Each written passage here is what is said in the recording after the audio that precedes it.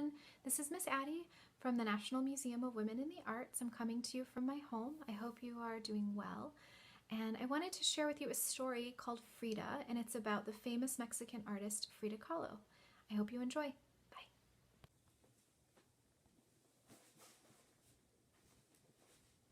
Hi everybody. Today we're going to read the story Frida by Jonah Winter and illustrated by Ana Juan. This book is a story about Frida Kahlo, who was a very well-known Mexican painter, and she was particularly well known for her self-portraits or her paintings of herself, as well as still lifes or paintings that include things like fruits and vegetables. And I particularly love the illustration on the front of this book about Frida because it shows her having a unibrow, which is a distinctive feature that she was very proud of and included in her self-portraits. I also really like this book because it reminds me of one of my favorite paintings at the National Museum of Women in the Arts, which is a painting by Frida Kahlo, and it's actually a self-portrait that she gave to a friend of hers. And it's actually the only Frida Kahlo painting in Washington, D.C. So hopefully someday you'll get to visit it and the museum. So let's listen to this story about Frida. And before we do that, actually, I like to share a little secret I recently learned about children's books. Often they have this jacket on the front to protect the hardcover. And when you peek under the jacket, sometimes you see a totally different illustration than the one that was actually on the jacket cover. So I think this one is a particularly cool example. It's sort of like a little surprise or a little secret under the cover. So definitely check out your books and look underneath that paper cover. Frida by Jonah Winter, illustrated by Ana Juan.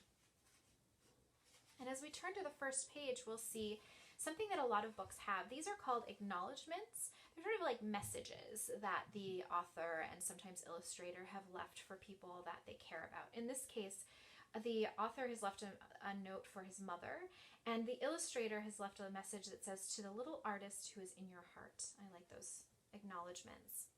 Frida enters the world. For little Frida, the world is Mexico. Her house is a blue house. It is in the town of Coyoacan. Frida's father is an artist and a photographer. He teaches her how to use a paintbrush. Frida's mother takes care of 6 daughters. Often, she is tired. Often, Frida is lonely, even though she has sisters. And we can see that there are 6 girls in this illustration. 1, 2, 3, 4, 5, 6. Frida and all of her sisters. Enter stage left. Frida's imaginary friend. Her name is also Frida. They play games. All of a sudden, Frida falls very ill. She is in bed for months. There's something wrong with one of her legs. Even her imaginary friend can't cheer her. That's when Frida teaches herself how to draw. Drawing saves her from being sad. We see there are a few drawings on the floor here. I also notice that there are some animals throughout these illustrations, and that's because Frida Kahlo loved animals. She had a menagerie, or all different kinds of animals that she liked to live with. She had dogs and cats and even a pet monkey. After Frida gets well, she still wants to make art, so she paints little paintings. They are copies of other paintings. Painting onto photographs is what Frida's father does for a living. He teaches her how to do this too. Frida also paints things she sees through a microscope. She loves looking at things very closely. You see here some different fruits. I wonder if you can name those fruits, maybe with your adult. And it looks like this is all set up so that she can paint a still life painting. And in the background here, we see a still life painting that includes all of those fruits. I also notice here there's a painter's palette, which includes some of the colors that the artist would have been using to make her artwork. And I see 3 brushes. Maybe you can name those colors that are on that palette with your adult. At school, Frida studies science. She is bored. School is too easy. One day, Frida is riding the bus home from school. A horrible accident happens. A trolley runs into the bus. Frida almost dies.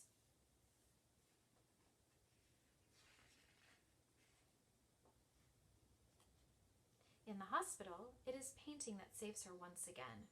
Painting is like her imaginary friend. It is there whenever she wants it. It keeps her company. It keeps her from giving up hope.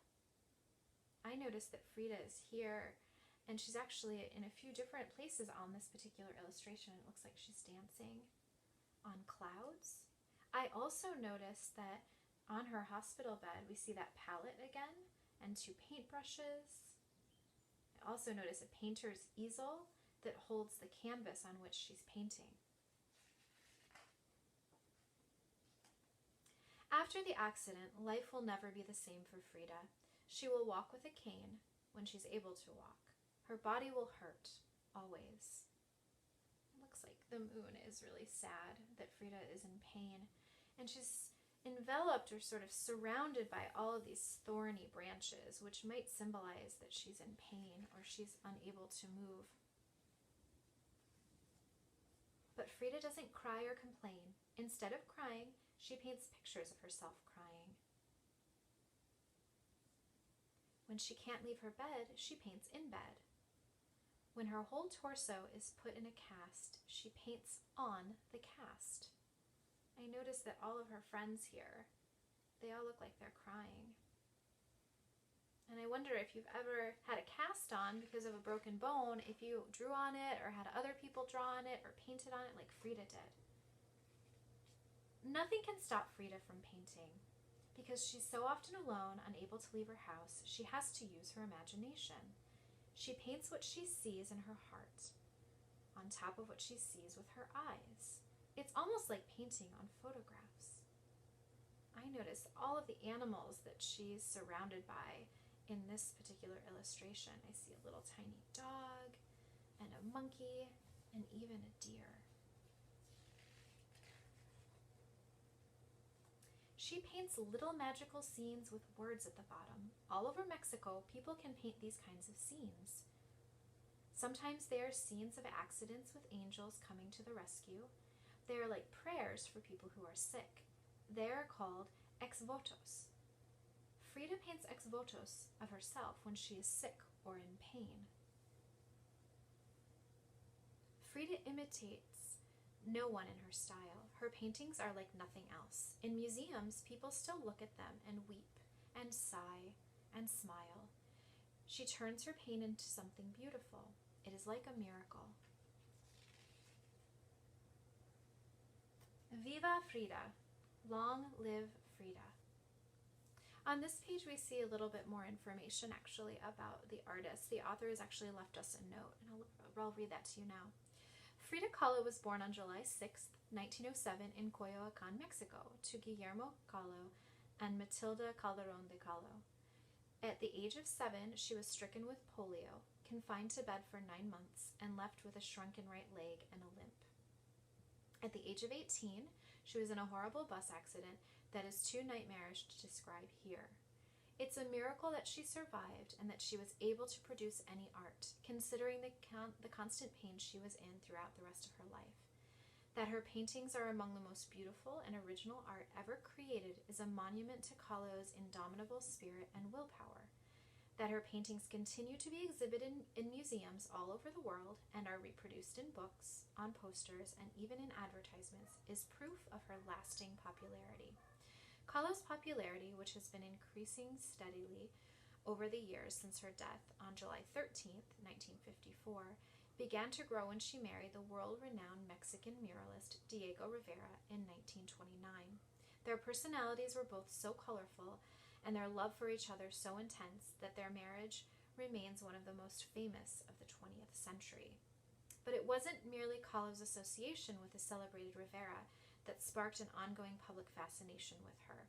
Her painful story is so inspirational that she has become a role model for artists in general, who often must work under difficult conditions. She has specifically been an inspiration to women artists who have found in Kahlo's strength, courage, and pizzazz an example of how to thrive as a woman in an art world dominated by men.